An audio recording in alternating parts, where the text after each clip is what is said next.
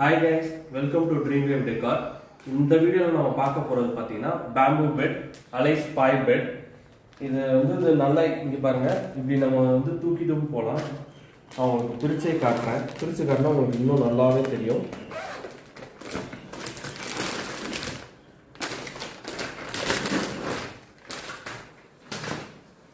இங்கே பாருங்க, நல்லா ஹோல்டபுளா இருக்கு, லைட் வெயிட். இந்த மாதிரி உங்களுக்கு பாத்தீங்கன்னா உள்ள வந்து இது ஒட்டுறதுக்கும் உங்களுக்கு வந்து இது கொடுத்துருக்காங்க. அது நல்லா ஸ்ட்ராங்காவே இருக்கு.